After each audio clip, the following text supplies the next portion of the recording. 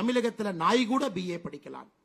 நம்ம எல்லாம் நாய் என்று சொல்லக்கூடிய அளவுக்கு திராவிட முன்னேற்ற கழகத்தினுடைய அராஜக போக்கு இருக்கு. ஒரு ஆட்சி எப்படி இருக்கக்கூடாது என்பதற்கு உதாரணமாக ஒரு ஆட்சி இங்கே நடந்து கொண்டிருக்கிறது. 65 பேர் இந்தியாவினுடைய எந்த மாநிலத்திலும் கூட சமீப காலத்தில் கள்ளச்சாராயத்தை அறிந்து இறந்ததாக நாம் பார்க்கலை. ஆனா தமிழகத்தில் 65 பேர் இறந்திருக்கிறாங்க.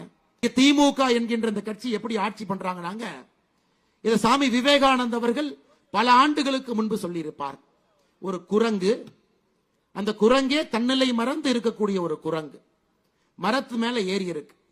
அந்த குரங்கு மரத்தின் மீது அமர்ந்திருக்கும் பொழுது ஒரு தேல் அந்த குரங்கை கடிச்சு வச்சிருது. யோசிச்சு பாருங்க, ஒரு தேல் ஒரு குரங்கை கடிச்சு வச்சா அந்த குரங்கு எப்படி இருக்கும்? அதுக்கப்புறம் அந்த குரங்கு கல்லை குடிக்குது.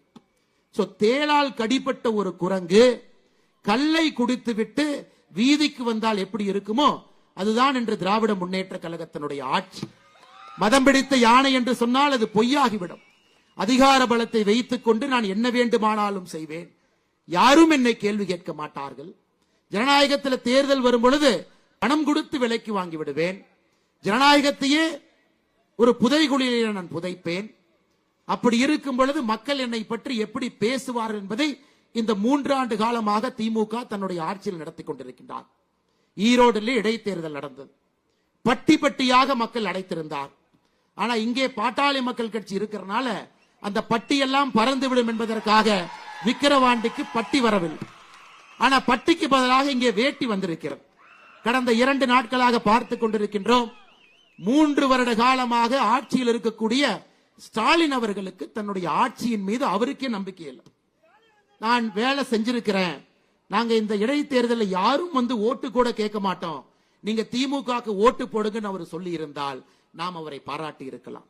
அதை விட்டு விட்டு வீதி வீதிக்கு ஒரு அமைச்சர், அந்த அமைச்சர் கூட சில அல்லக்கைக, அந்த அல்லக்கைகளோட வேட்டி, அவங்களோட பணப்பை, இதை வைத்துக் கொண்டு இந்த தேர்தலை விலைக்கு வாங்கி விடலாம் என்று விக்கிரவாண்டிகளை சுற்றி கொண்டிருக்கின்றார். அதற்கெல்லாம் பதிலடி கொடுப்பதற்காகத்தான் இந்த பிரம்மாண்டமான பொதுக்கூட்டம். மேடையிலே நம்முடைய தலைவர்கள் எல்லாம் அண்ணன் அன்புமணி அவர்களோடு கைகோர்த்து இங்கே நின்று கொண்டிருக்கின்றோம். அருமை சகோதர சகோதரிகள், தமிழகத்தில் வழக்கறிஞர் இருக்கின்றார்கள், நீதியரசர்கள் இருக்கிறாங்கன்னா நாங்க போட்ட பிச்சை. நேற்று சென்னையில் அவர்கள் பேசியது BA நாயெல்லாம் படிக்குது, தமிழகத்தில் நாய் கூட BA படிக்கலாம். ஆனால் அன்பு சகோதர சகோதரிகளே, ஒரு திமுக ஆட்சியினுடைய உச்சகட்டம் எந்த அளவுக்கு போயிருக்குன்னா, அராஜக போக்கு எந்த அளவுக்கு போயிருக்கிறது என்றால், நம்மை எல்லாம் நாய் என்று சொல்லக்கூடிய அளவுக்கு திராவிட முன்னேற்ற கழகத்தினுடைய அராஜக போக்கு இருக்கு.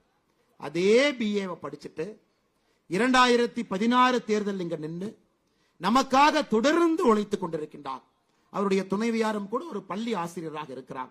நமக்காக ஒரு எளிமையான மனிதர், எல்லா சமுதாயத்தினுடைய அன்பை முழுமையாக பெற்று விக்கிரவாண்டி தேர்தலில் ஒரு சரித்திரத்தை ஏற்படுத்துவதற்காக மாம்பழ சின்னத்தில் நம்முடைய வெற்றி வேட்பாளர் நின்று கொண்டிருக்கின்றார்கள் என்பதை நாம் அனைவரும் உணர்ந்து